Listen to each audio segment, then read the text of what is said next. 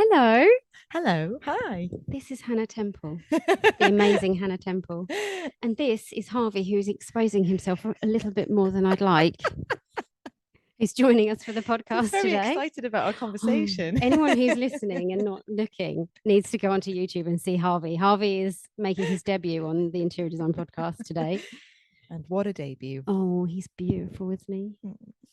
Yeah, I'm sorry for leaving you at home all those other times.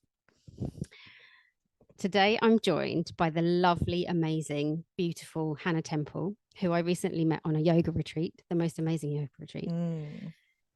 Hannah is the founder of the Teal Collective. I am indeed. I am indeed. Tell us about the Teal Collective, Hannah. Oh, well, I also just before we start want to say how lovely it is to be with you, having met you in a woodland near Bath not long ago, and just, yeah, a wonderful kind of serendipitous meeting. But also how wonderful it is to be here with you and with Harvey, who's lying here next to us in a very relaxed position. So as you say, I'm the founder of an organization called the Teal Collective, and the Teal Collective is a collective consultancy. We specialize in helping organizations to learn from nature and to become really regenerative forces in the world. And I can say more later about why teal, if that's interesting, but maybe just as some other context in terms of some other hats that I wear that may or may not weave their way into our conversation today. So I recently had the honor and the privilege of being the Green Party's parliamentary candidate for the area where I live. I'm converted. I am. Excellent. Well, as much of that as I can do, the better. Yeah, and would love to stand again if I'm selected. And I host a podcast too. So I host a podcast called A Thriving Future, which is where people can encounter other organizations who are also on the path to regenerative. And the intention of that podcast is so people can hear their stories, learn about what they're doing, what's working, what's not. And finally, I'm part of and helped initiate an initiative called the Earth Funding Lab. So I know an amazing woman called Florence Miller, who is the director of the Environmental Funders Network. And so, as the name suggests, it's a network of funders, big philanthropic institutions, or also individuals, a real mix of people within the philanthropic space who want to see more action around the environment.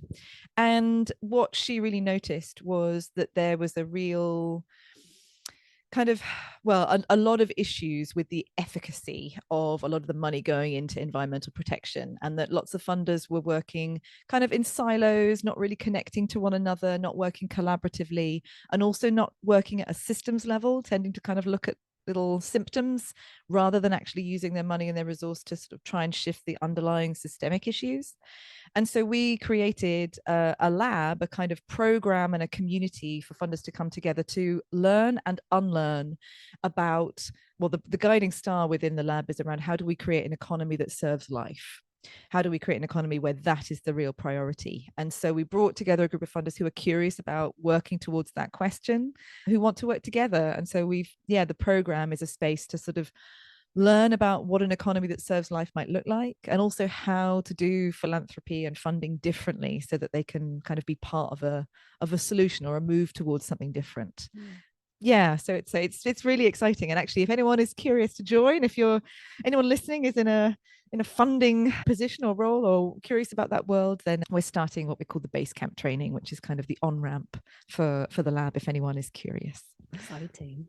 Thank you. So after all that, you now know why Hannah is sitting with me, because she's amazing and she's got so much experience in the whole sustainability, regenerative area that I really wanted Hannah to come onto the Interior Design podcast to teach us a thing or two about how we can be more sustainable and regenerative in what we do as interior designers, or anyone who's aspiring to be a designer. So thank you so much for coming on. Oh, not at all. It's such a pleasure. So first of all, what advice have you got for interior designers? Oh my goodness. Well, I think probably a lot. And I think, and I tend to kind of avoid saying advice but I mean lots of thoughts, I suppose, around kind of the connection between interior design and the idea of being more regenerative. But maybe it's helpful just briefly explain what I mean by regenerative as a start point. So because the word regenerative, which is something which has really exploded in use, we're seeing it in lots of different sectors. It's really kind of a bit of a buzzword, but there is no kind of one uniform definition of what regenerative is or what a regenerative business is. So my definition, what I use, what I think is the simplest and clearest definition of it, is something that is regenerative is something that creates conditions for the greater thriving of life. And I think there are three key things about that definition which are really important to notice. One is that we're talking about thriving. We're not just talking about the survival of life. We're talking about its true flourishing, the optimizing of life's potential. So we're not just aiming for like a mediocre goal. We really want thriving. This is an ambitious thing.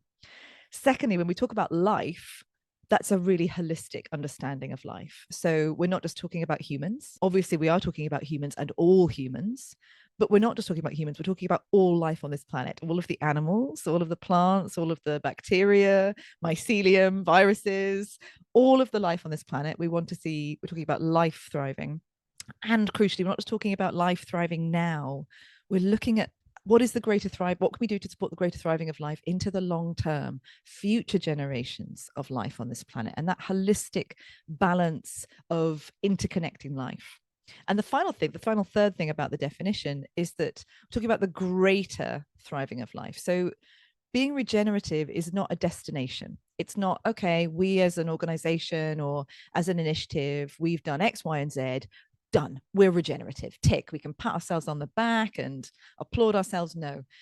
Being regenerative is it's a more fundamental shift. We're not just kind of replacing maybe what's been there for sustainability or various other different kind of certifications and things that are in place with a new sort of set of checklists. Being regenerative is about a different way of being in the world. It's like a fundamental shift at not only a head level, but really at a heart level as well. And so when we talk about it being the greater thriving of life, it's a recognition that this is not a destination. This is a constant way of being, a constant process of evolution. Because in the same way that in nature, nothing is ever still, nothing is still, everything is always adapting, evolving, changing. And that is what we mean by regenerative, is something that is constantly seeking the greater thriving of life.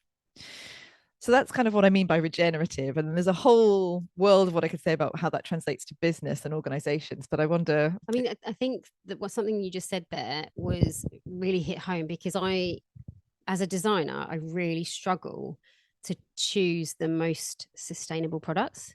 I want to do that all the time, and I try and do that all the time. But how do I know? And actually, I think that by you saying, it's a constant thing, it is about working with people to try and get that, that shift, isn't it? It's about working with suppliers, because suppliers aren't going to just change from cradle, into cradle to cradle if that's not what they've been doing before, for example. So if you are working with the suppliers and that you're looking for sustainable stuff, and you do choose sustainable stuff when you can, I feel like I don't feel so bad. Do you know what I mean? I constantly go, I don't know if I'm doing this right in terms of sustainability, Yeah. And I think the issue, like I say, is it's more of a systemic problem, because it should, in the same way as I don't think it's, right that any individual, when they go to the supermarket, is like, do I buy the organic apples or the local ones or the fair trade ones? You're going, choices, what's the right call? And really what I think should happen is that, at a systemic level, we should only be offering products in stores that meet minimum criteria, and that it shouldn't be down to the individual to have to do 10 hours of research to decide what carpet to buy. There should be minimum standards legislated. That's not where we are now. And so I know one of the things that we talked about a bit when we met, and that maybe sparked a little bit of how we ended up here, was, you were sharing that frustration with me of, I have to make choices about who I buy things from. I have to make choices about what suppliers I work with. And I just feel a bit in the dark about how to do that in the best way. And yeah, I mean, I suppose From where I sit, so I spent a lot of my career working in sustainability and human rights, so a lot of time in supply chains, on factories, in farms, in offices around the world. And there's a lot of very unpleasant stuff that happens environmentally and socially. But there are also, I think, it's really important to remember that there are human beings at every stage of those supply chains. And I think what I ended up talking to you about in terms of I think one of the strongest ways to navigate, trying to have more sustainable, more ethical supply chains is trying to build trusting, open, human relationships with your suppliers. Because if you're a supplier, often you're squeezed between a rock and a hard place in many different scenarios and contracts. You often have very short-term contracts, or you have very long lead times for when you get paid. And you often are, someone else's customer. So they'll be buying things from another supplier and another supplier and another supplier. And their degree of visibility on ultimately where things come from is often really compromised. So when they have their ultimate customer say to us, well, look, I'm only going to give you this size order, and I'm not going to pay you for another 8 months, but can you make sure that you tick all these boxes, please, and jump through all these hoops? What that does is that overly incentivizes the supplier to go, yeah, sure, I meet all of that. Absolutely, because that's the answer that they know you're looking for. They know that you as the customer just want them to say, yes, I meet all those criteria. Please, can we now get on and do the business? And so what that tends to mean is that all of the damaging effects in supply chains, most customers never even hear about. Never mind can be in a position where they can be actually supporting, where we can actually be changing the situation. The best thing that we can really be aiming for are relationships with suppliers where there is trust, where there's openness, where someone could possibly say to you, I know you want, this carbon neutral material, or I know you want this wood that comes from these sustainable forests, but the truth of the matter is that I'm buying it from these guys and they tell me these things, but then I've also heard this. And so I need your help, customer, to figure out what we do here. That's the place you want to be, where you actually have some idea of the scenario, because I'm telling you now, whatever you are buying, there are issues. There is, unless you are buying something that is like made by your neighbor from materials that they are growing, there are social and environmental issues associated with whatever the things are, whether it's furniture, whether it's paint, there are issues. And so the most crucial thing is that we try and encourage a state where there's actually the trust and the openness to talk about those issues and to be able to try and navigate ways forward together. I think it's really interesting. While you were saying that, I was thinking about some of the suppliers that I've worked with massive corporations. Mm-hmm. One of my suppliers actually went bust because of one of the big supermarkets didn't pay them for a few months, or a lot more than a few months. And it's the big corporations, isn't it, that are doing the worst damage. But we need some regulation, don't we? Yeah, absolutely. I mean, I do think regulation is a massive thing, and certainly, that's why the kind of Green Party and my work in regenerative business and regenerative organizations comes together, is because so often I see so many organizations who are like, I want to do all these things, but I don't really, it means I have to kind of go away and get a degree in whatever the particular thing is to be able to feel like I'm making a good decision. And it's putting me at a competitive disadvantage often, because I have no guarantee that other organizations are doing it either. And so that's why we absolutely need to see, and there's a myth out there particularly in government, that businesses don't want regulation. And in my experience of having worked with organizations for 13 years, they absolutely say, I would like a level playing field. Yeah. I want to know that my competitors have to jump through the same hoops that I do. I want to know that we're all working towards the same thing. And most organizations recognize that we want a future where our environment isn't destroyed, where we do still have soils that can produce crops, where we do have healthy air and less pollution, where we don't have people who are so impoverished that they do desperate things. That's not good for anyone's business. So they really recognize that actually we do need these minimum standards so that they don't feel like there's a disincentive from kind of protecting their own future as a business. Yeah, I mean, having worked in business for a long time, one of the things that I really try and do is understand that everyone has to make a profit. You're not in business to not make a profit. You're there to make money, and everyone has to make money. So, and when you get a client who understands that, everything becomes more fair, you know, and one of the things that in my younger years, I had people influencing me where, you know, you've got to screw down to the best price and, you know, all the supply chain things, that the brutal supply chain things that happen a lot. Yeah. I was taught in that world, and I didn't like it. I was, you know, I stepped out of it because I was just like, oh, I'm not doing this. I'm not going to screw somebody because they'll screw me back. And that's exactly what happened. You know, I ended up screwing someone down on price, and the quality was affected. Yeah. And that doesn't help anyone, you know. And so if you work together, and this is what happens when I manage a project, if you work together as a team and you respect each other, yeah, then you get a better product out of it. At the end, you get a better service. And that's the same thing with the environment, isn't it? Yeah, absolutely. You know, and as you say, the kind of the cost savings that you get through that kind of approach tend to be very short-sighted, or even maybe not even there at all, because as you say, there have been certainly organizations that I've worked with before who've had a similar approach, you know, really pushed their sales teams to be aggressive at cost cutting and so on, and then there's ended up with a huge scandal of, you know, a child's labor has been found in one of their factories, and you're going, well, you make it happen. Yeah, exactly. What other option did they have? Or, you know, huge long hours being worked because they've placed a huge order at very limited time frame. You know, it's like, this is not quantum physics. You can see that these are connected, and so then you then pay the cost of the reputational scandal. You pay the cost of the fact that children, if you're having children in your factory, I have to tell you, as someone who's visited a lot of factories, if there is a factory where that kind of thing is happening, that is not the factory that has great quality. That is not the factory that is producing you really reliable, high quality products. You are paying that cost in a whole load of different ways. So it's really short-sighted. And I do want to kind of shout out, you know, a number of organizations who are doing things differently. And there is a furniture manufacturer called Vitso, who I think do a lot of really fantastic things in this space that I think are relevant to lots of other areas of kind of interior design. So, and the thing that's directly connected to what we're just talking about is that they do not incentivize their sales teams by sales. They incentivize them by selling the right amount of product, and it's designed for the really long term. So they say, we're not trying to do newer, we're trying to do better.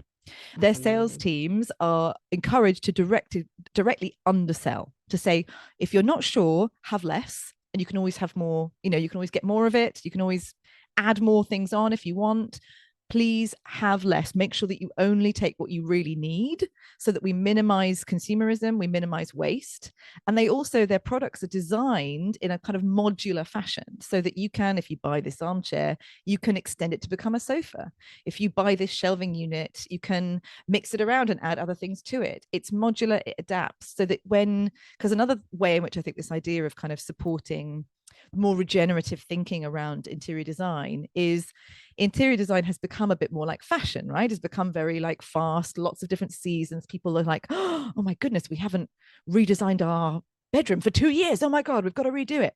And you know, that can be extremely damaging in terms of waste if we're chucking things out and beginning from scratch each time.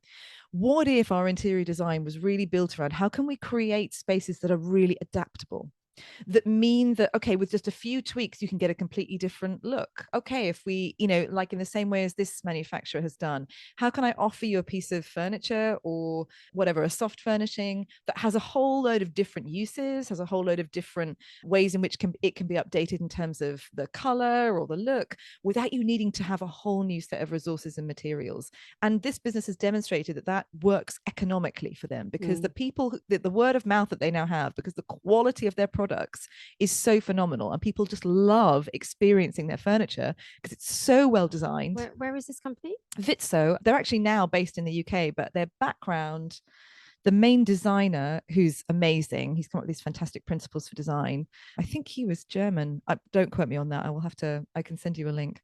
Yeah, I think there are so many ways in which kind of being regenerative really links into interior design, and sales is a massive thing, making sure that we're not just saying push it, get as much out as we can. One of the core principles of nature that I kind of weave into a lot of my work is optimization. Our societies and our businesses and our organizations are often geared towards maximization. How can we squeeze as much profit, product, whatever, out of this thing as possible? that tends to be extremely short-sighted, because that tends to push things to places where they become stressed and break. We've seen that again and again and again in financial crises, in what we can see in the natural world around us, whereas nature operates by the principle of optimization. How can as many parts of the system be thriving at the same time as possible? How can we have that holistic balance? How can people be well? How can they be operating in really lovely spaces? How can the people who work in their supply chains be well? How can the overall system be strong, resilient, and able to carry on for an indefinite future, rather than at the minute squeeze as much out of it for 5 minutes and then suffer the consequences afterwards? It's a crazy. One of the things that you said there about kind of saying, only have what you need. I tend to be a bit like that with my clients when I go in, go in with a full interior design proposal. And I quite often go, if you don't need all of this, don't have it. Like, I don't want you to have anything you don't want, And I think when you behave like that, it actually builds trust, because I'm busy enough. I don't need all of this work. If you've got a massive project for me, great. But if you haven't, I'll find one somewhere else, So when you have that attitude, people tend to be a bit more trusting. Whereas if you're kind of desperate to get the sale kind of thing, people tend to be like, oh, what do they want out of me? Whereas if you kind of go, well, there's my proposal, don't have it if you don't want it, only have what you need. Actually, that tends to build a better relationship from the beginning. And that's the same thing, isn't it? Well, I think you're demonstrating there that you have their interests at heart. You are actually serving them rather than just trying to extract from them. And and then I think that, like, we would always say that, right? If anyone treats us in a way that feels extractive, you're like, oh my goodness. Whereas if someone's clearly there trying to support you, inquire about what you really want, then that's the kind of conversation you want to continue. Yeah, definitely. So what else are we going to talk about today? Well, I would love to talk about the idea of regenerative in interior design and in kind of design in spaces, if that's... Absolutely, yeah. What are your thoughts on how do we designers do it better in terms of regenerative and sustainable? So I think I have a framework for what it means to be a regenerative organization. I think part of how you do design work better is also about how you operate as an organization yourself, and that kind of links. So the framework that I use for regenerative organizations is in the form of a tree metaphor. So, and what that does is kind of just try and help people see all of the different ways in all of the different aspects of organizational activity that relate to the idea of creating conditions for the greater thriving of life. So the soil represents the organization's fundamental legal structure, fundamental financing, origin story. It's like the fundamental groundings of the organization. Are those structures that fundamentally prioritize the greater thriving of life, or do they prioritize profit? Those things can make a massive difference to the freedom that an organization has to really be able to put the thriving of life first. Second thing is your root network, which is all of your relationships. That's what we've been talking about with the supplier relationships. What's the quality and the nature of those relationships? When you talk about a tree, you want that tree to have lots of roots, for those roots to be deep, for there to be a reciprocal relationship. There's materials coming from the soil. There's also energy coming down from the leaves. You have this balanced reciprocity, but those relationships are deep and strong. So that's in your team, but also with your suppliers, with your customers, exactly what you were talking about, the trust you're building with your customers. That root network is key. Your trunk is everything internal to your organization. And I break that down into 3 sections. The bark, which is probably where we can go in a second, is around what's the physical environment like in which your operations are happening? What's the nature of your factory? What's the nature of your office, et cetera, et cetera. Your sapwood is all of your processes, your policies, your KPIs, your governance structures, your internal workings. And the heartwood at the center of your trunk are the values, the beliefs, the worldviews that inhabit your organization. Then you have the fruits, flowers, and foliage, which is what you put out into the world. So as an interior design business, it's your services, but it's also your waste, it's your messaging, it's your reporting, it's everything that you're putting out into the world. What's the nature and quality of those things? What do they do and add to the world? And the final thing is materials. Materials is what is flowing through your organization. Yes, in terms of raw materials, like maybe you buy a whole load of computers and what happens to them afterwards, but it's also things like money. How is money flowing through your organization? How is it operating like a nutrient, like a material? How do you make sure you have enough, but not so much that it's unhelpful? How is it flowing easily from where you make it to where it can be put to good use? So there's one way I would answer your question, that would be to say, by being an example of a regenerative business yourself, by incorporating kind of nature's wisdom across those different areas. But I think, to speak to the bark specifically, the kind of the nature of the environments that you create in your work, there's a lot that I kind of look to as sort of examples of more regenerative design.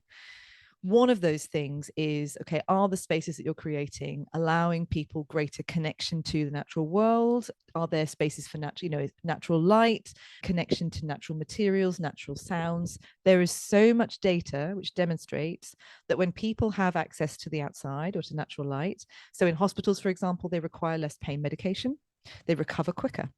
When any of us spend time in a forest rather than in an urban environment, our blood pressure decreases, our cortisol levels decrease. There are huge kind of well-being benefits to being in connection with natural materials. That can be a cork floor, that can be plants in the space, that can be just big open spaces, that can be a water feature, just natural, those things that actually connect us with the fact that we are nature. That is a core thing in terms of well-being. And also making sure that those spaces are really kind of biophilic. They encourage, and that means like a love of nature, they support and encourage that creativity, that focus. Oh, that's another thing that happens when you spend time with natural environments, is you get greater focus, greater memory.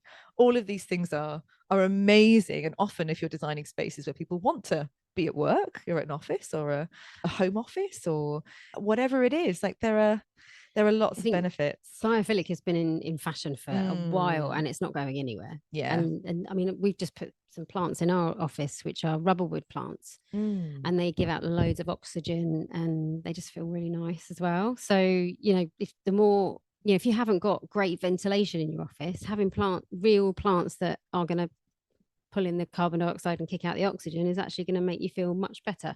Exactly. So I love biophilic. If you know me and my website, you'll know.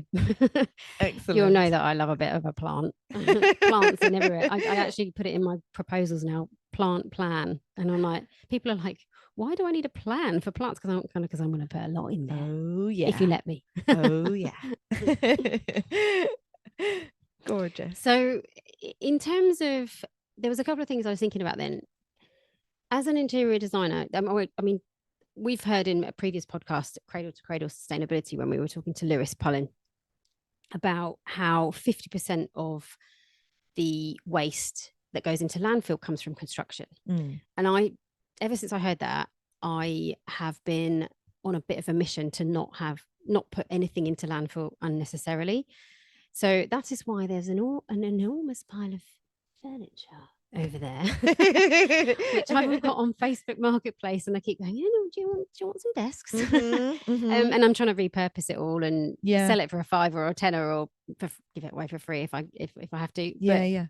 And try and just move that, because it came out of an office where the guy was going to put it in the skip, and I was like, no, you can't do that. Deliver it to my warehouse, and I'll get rid of it somehow. So there's that. The other thing as well is, what about waste? So as a designer, I have a lot of cardboard waste and things like that. So I recycle cardboard and plastic. And then I've got another bin, which is everything else.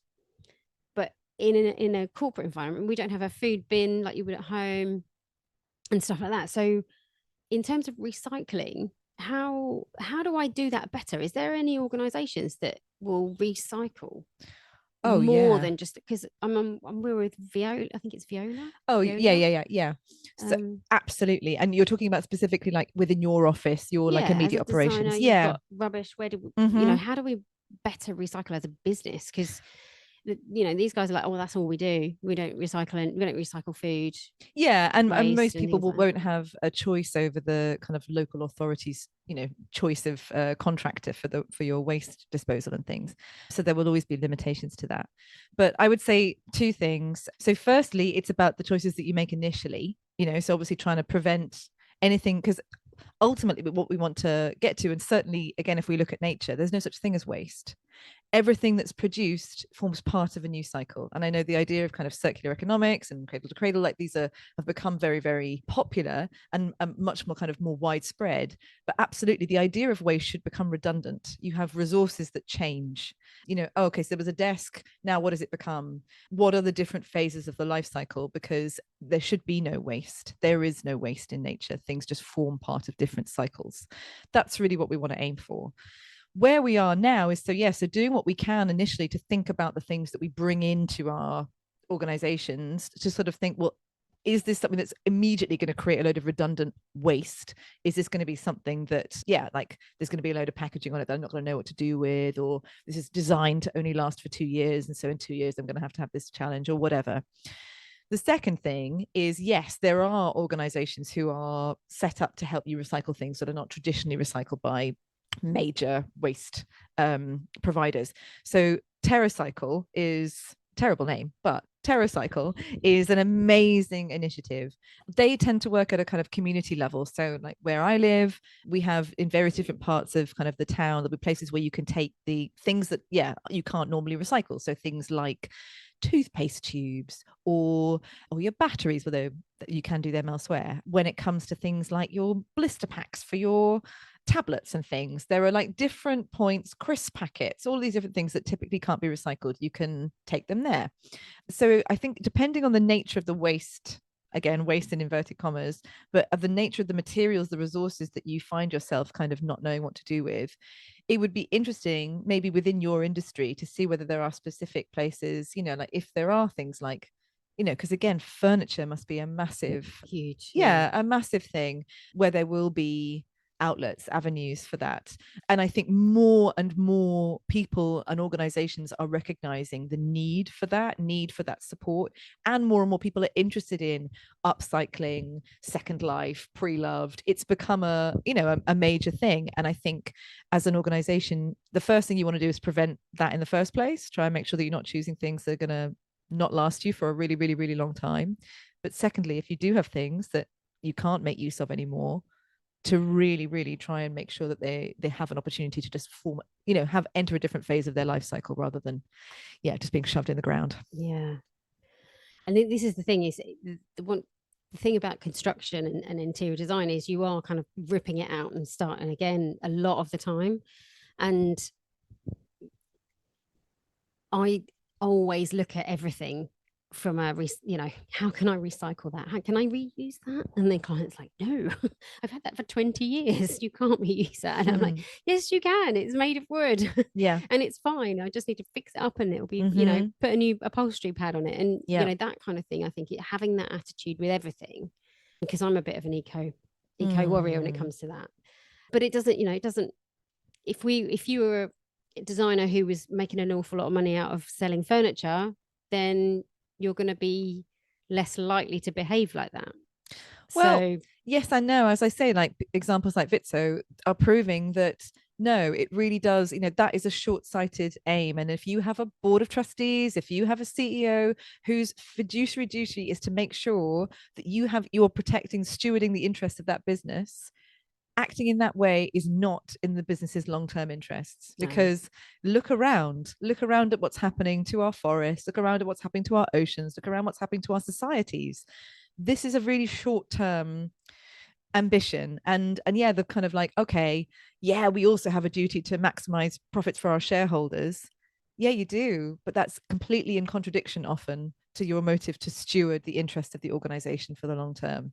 And so I would say that is the motivation, that you need to make sure, if you want to be a business at all, never mind a thriving business in 10 years, 20 years, 30 years beyond, you need to be shifting this perspective to say, okay, it's not just about maximizing profit now. It's about thinking about how we can be a legitimate, valid business that's really offering a service that people want and need. And hey, look, if you're doing your job, you're looking around at these trends. Oh, look at how well Vinted the organization is doing that's selling secondhand clothes. Look at how, and there's a Vinted for furniture, I believe. Vinteriors, is that right? Oh my God, I did not know about this. Vinteriors, that might be a place to get rid of your desks. Thank you for that. Yeah, like if you are a sensible business person, you are conscious of what's happening in the pulse and the trends around you. And this is only growing. People are saying, I don't want the things that I'm buying to make me feel terrible, to make me think that I am hurting people in other parts of the world, that I am contributing a whole load of pollution. I don't want to buy goods that are just I'm going to need to throw away and that's going to leach toxic chemicals into the ground. I don't want that. My children are looking at me and going, why aren't you doing things better, mummy, daddy? You know, everyone I'm speaking to is feeling that pressure, is recognizing that there is a responsibility for all of us, no matter what job we do, no matter what sector we work in, to be doing everything we can to try and support the greater thriving of our planet and all the life on it, the people who we know and love, and all the people who we have yet to meet. Well said. I love that. I love you so much. Oh, likewise. This is why I brought Hannah on board. She's so passionate about what, you know, you're so passionate about what you do, and you just live it. It's great. when Hannah and I met, we met and we were like, oh, hello. Sat next to each other at having dinner, eating our vegan food in our yoga retreat. And we were both like, oh, you know, I've got a podcast. Oh, I've got a podcast. Oh my God. But yeah, no, we were chatting all night that night where we were like trying to put the world to rights about sustainability. And I was like, oh my God, you're amazing. Oh, well, likewise, that was just such an amazing retreat full of awesome people. And yeah, it was just a delight always to kind of meet people that you can just geek out with. Yeah. We did yoga last night. Hannah was like, I'm coming up to Essex. Can we do yoga and do a podcast? I'm like, yes, definitely. So what else have we got to talk about? So you are one of the initiators of the Earth Funding Lab. Can you tell us a bit more about that? Yeah. So the Earth Funding Lab comes from an amazing person I know called Florence Miller, is currently the director of the Environmental Funders Network. And as the name suggests, that's a network of funders who are passionate about trying to support environmental causes. But what Florence and many others have noticed is that the philanthropic space, despite the huge resource and capability that sector has, that even though a lot more money has gone into environmental causes, we haven't seen a kind of comparable impact. And there are lots of reasons for that. Partly it's because funders have been working in little silos on their own little pet projects and not connecting to each other. Partly it's because environmentally people tend to have been focusing on kind of symptoms rather than systemic causes, not really kind of working with the overall system. And so what she and a gentleman called Andres from an organization called the Bioleadership Project, we came together to sort of say, well, can we create a space to allow funders to operate differently? And the kind of guiding star of the lab, the Earth Funding Lab, is to create economies that serve life. So it's a space where we're bringing together funders of all different kind of colors and stripes to come together to say, well, how can we sort of learn and unlearn about what it means to have an economy that serves life, and about what it means for our own practice as funders to be able to try and bring that about. So I kind of lead one of the 3 work streams in that lab. And what does your day-to-day role in that look like? What are you doing? Well, so in that, I mean, it's a relatively small part of my day-to-day life, and the majority of my day-to-day life is spent on the Teal Collective and the clients that we have there. But within the Earth Funding Lab, primarily I'm leading one of our 3 work streams. So the work stream that I lead is specifically looking at how might our tax system evolve to support the greater thriving of life. At the moment in the UK, we have a very unfair tax system, and also a tax system which incentivizes a lot of the behaviors that we don't want to see and disincentivizes some of the good stuff. So in direct relationship to what we were talking about earlier, for example, there is VAT on repair and restoration of properties, but there's not VAT on kind of starting from scratch. So it's cheaper for people to build a new home than to restore an old one, for example. God, yeah, I was talking to someone about this yesterday, and they were saying they were buying a property, but they didn't want to renovate. They didn't want to renovate it. They wanted to knock it down and start again because they wouldn't have to pay VAT then. Yeah, exactly. So that's a perfect example. I was just talking about that yesterday. I mean, yeah, and it's completely crazy. And everyone who looks at it from the outside goes, well, that's mad, because why wouldn't we make use of? And often people are like, oh, well, there's lovely features to older homes that I'd like to keep and have homes with more character, or yeah. And it's often much cheaper. Well, like you would think as an individual to be like, well, I'd rather kind of keep some of these things. It's certainly much cheaper environmentally to not use a whole load of new resources and so on. But yeah, at the moment, our tax system is completely skewed away from a lot of the things that we want to see. So the work stream that I lead is about helping these organizations to identify where are those little acupuncture points, i.e., where are the little interventions that we could maybe support as funders that could have bigger ripple effects into the broader tax ecosystem. So how would you get that funded? So the people in the lab are funders. They're representing philanthropic organizations with money to give away. So we are identifying the initiatives that they might want to put their money into that will have ripple effects. So if you were, for example, right, so you're talking about the tax system, yeah, and the VAT, how would somebody fund that? Are you talking about funders who want to make a profit? Or no, people who are giving away money for charitable causes? Yeah, for philanthropic causes, yes. So philanthropic charitable. Yes, is that what that means? Philanthropic means, like for good, no profit expected. They often also have investment arms which will expect a return of some kind, but often they can do that in a more patient way, i.e. they can expect a lower level of return or over a longer time period, so they can invest in things different to, say, a venture capitalist firm would do. So these people would fund you to do more research about VAT or to influence that? So the way it's been working at the minute is, so in my work stream, we collectively did some research. We invited a whole lot of speakers in. We did interviews to kind of give us a bit more of a connection to the field of organizations who are already working in the space of tax justice in different ways. And that allowed us to develop kind of a picture of, well, here are a few ideas of things that might need more support. Like, oh, there's this amazing initiative that's happening, but it's tiny, it needs something to really help it launch to the next level. Or we identified a theme where there's a whole load of fantastic kind of pockets of work, but they're not well connected to each other. So what if we helped to either bring them together through an event or hired someone specifically to be what we call an ecosystem weaver, to connect those spaces, to help them to meet and know one another? How can we also help the amazing work that they're doing to connect with policy makers, whether they're kind of within government, but also kind of people in the media who massively influence the agenda? How can we be engaging with them? And so how can we develop roundtables to sort of help? Because there's so much data which demonstrates that actually the majority of people in the UK are happy for there to be higher taxes, provided they're fair, i.e. overwhelmingly on people who are much richer. So the majority of people wouldn't pay more, but the wealthy people and institutions pay more tax in order to fund the stuff that we collectively want, that we do want good public services, and we do want a just transition. We don't want our future to be completely trashed by climate change. We would like our children, our grandchildren to have some kind of feasible future. So people are saying, actually, yeah, when I listen to some evidence, I would really like that. But there's this narrative in government that goes, oh, and we heard that play out in the recent election massively.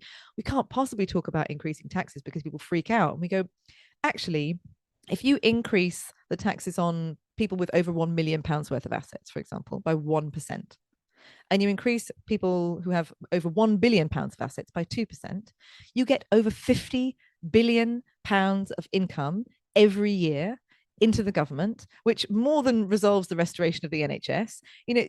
If you make sensible choices with tax, you can really dramatically transform society. But there is an absolute cowardice in our current leadership to actually be able to talk about this topic, because they're just afraid people will go, oh, I'll run away from that. And it was just devastating, I think, to see the really damaging rhetoric in the recent election, where it was just like, taxes are evil. And it's like, it really depends on what tax we're talking about and on who. I think most people would agree that fossil fuel companies should pay more tax. I think most people would agree that Google should pay more tax. I think most people would agree that Rishi Sunak should pay more tax. It really, really depends what you're talking about, and it's been used as a massive excuse to not make some really important decisions that would benefit all of us. I know. Was that actually a noise? That was a noise. Harvey's fallen asleep. Are you all right, darling?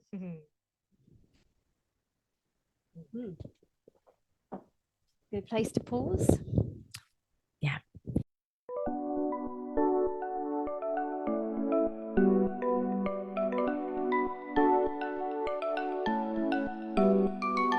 Sounds good. That was a nice little break. We just started going off on a tangent there, and we were like, we need to press record. Some good stuff. Cross my legs, I'm getting comfy now. Harvey's having a right cuddle with Hannah. He likes you. So nice. He knows that you're a super person. Oh, thank you, Harvey. So just to summarize, as a designer, if I was to say, make a point of every time I have a supplier meeting to talk about what are you doing to be regenerative? What are you doing to be more sustainable? How are your products adaptable and built to last? Is that a good thing to start doing? I think in terms of supply, I think asking questions is a massive thing. I think starting with that it's really important to you and that it's a key part of how you want to do business, whether you're talking to a supplier or a customer, is key. I think it completely then just sets the frame. And I think it's often really surprising. People have an assumption about what won't be important to people. They're like, oh, if I mention this, customer's going to think I'm barking up the wrong tree. No, it's been really interesting to me in so many spheres of life when you've just gone in and been honest and said, this is something that I really care about. How many people have been relieved to have the permission to say, oh, me too. And I'm so glad that we can now talk about that. So be honest about it being a priority for you if it is.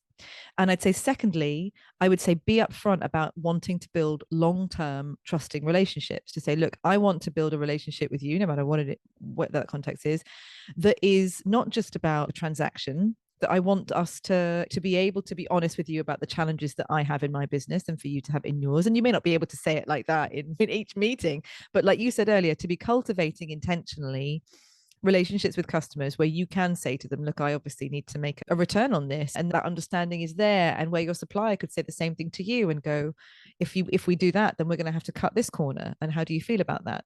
So I think that's a massive thing, is trying to build relationships with that trust and vulnerability and honesty in.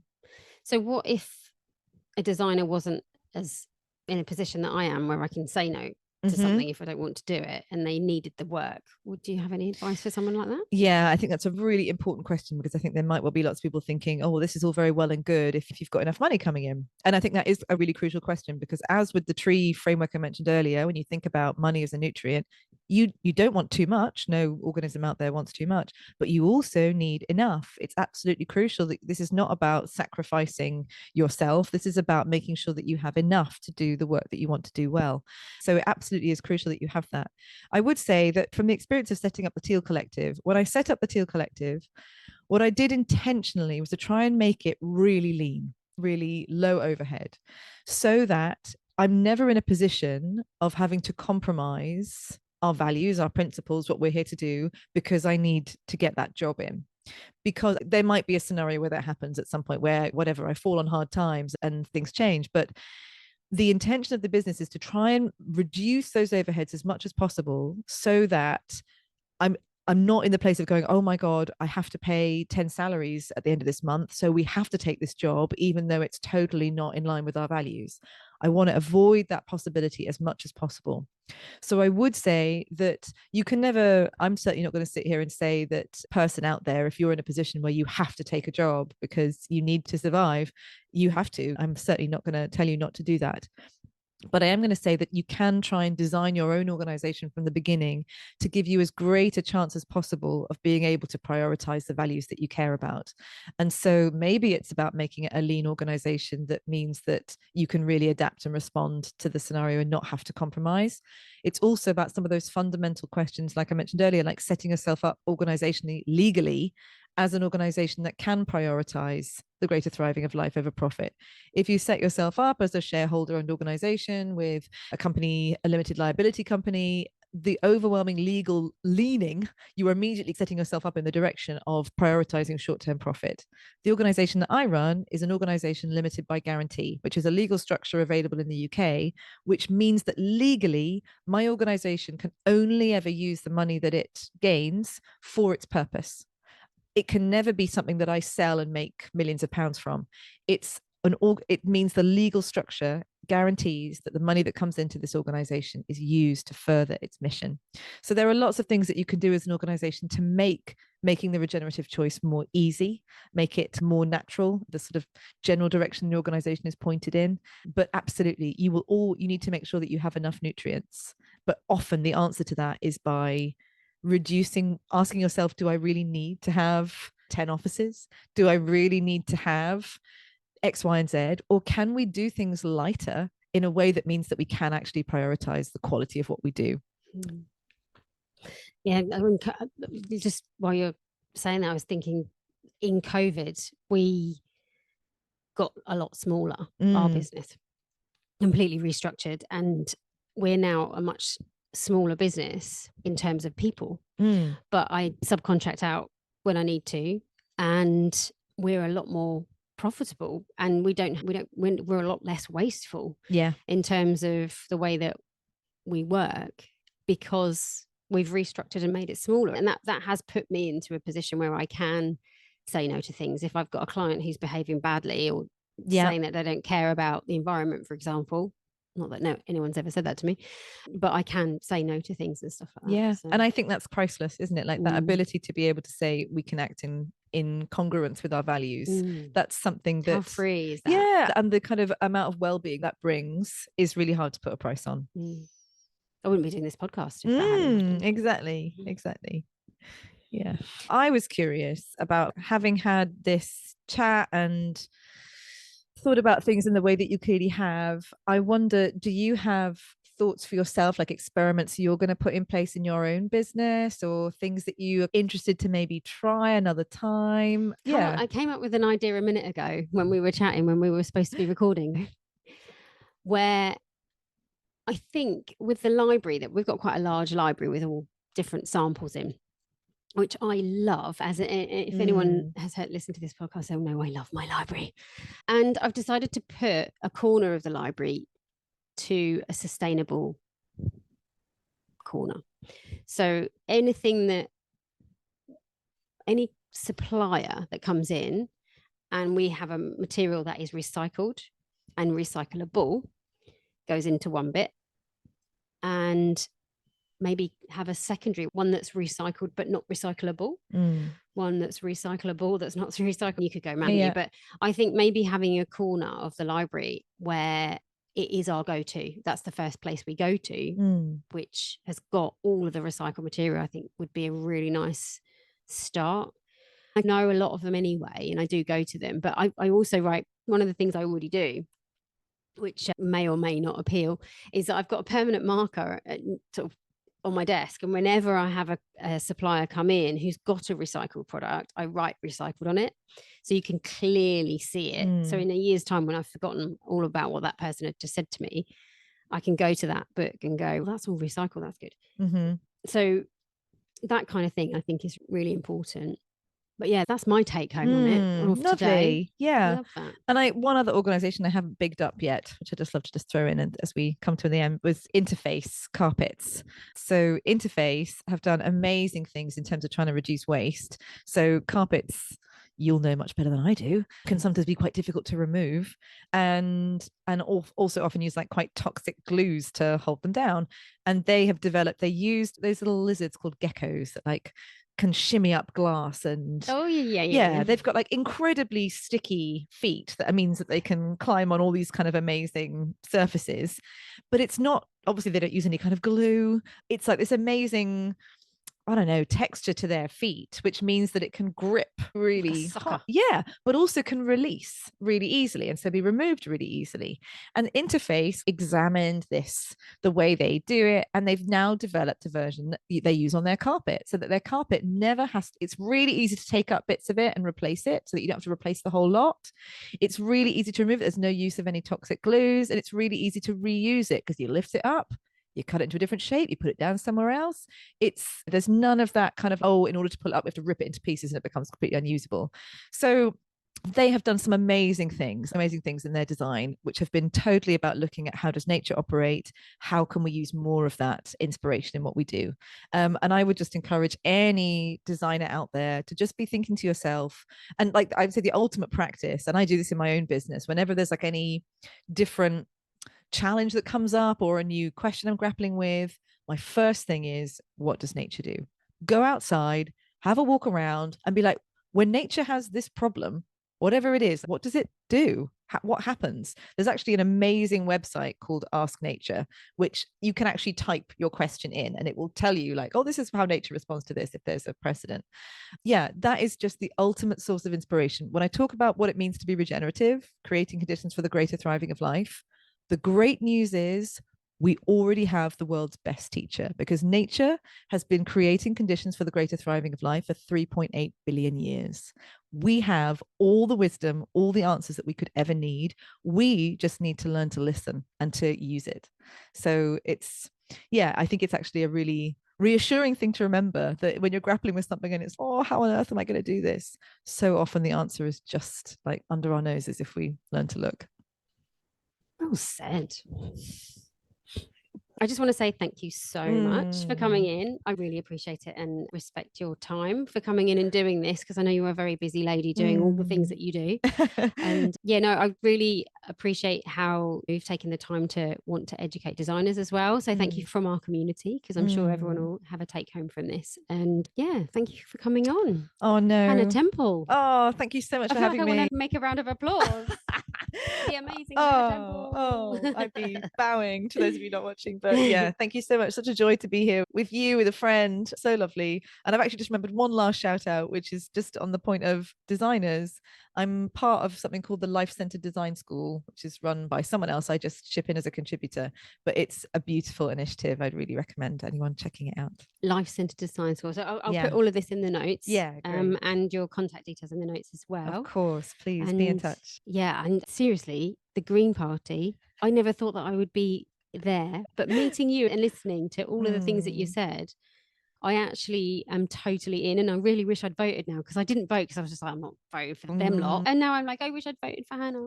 Oh, green. That's just amazing to hear. I do think things are really changing. And yeah, I certainly had never had any interest in being a politician ever growing up, but I just, like we talked about earlier, legislation and regulation has such a massive impact on our lives and our jobs and every aspect. And it just seems to be pointed in just the wrong direction. And I think I just got really sick of waiting for better politicians to come along, and just felt like if we want things to be different, we need to use every channel available to us. And so if you are curious out there, get involved, find your local parties, get involved in it. I would just really recommend it, and make up your own mind about what's right for you. Just so you know, the day after I met Hannah, I told her that I think she should be the Prime Minister. And I genuinely think that. I think she would be amazing. Just saying. I'm going to leave you with that note. It's on the record now. Thank you for listening to the Interior Design Podcast. See you next time.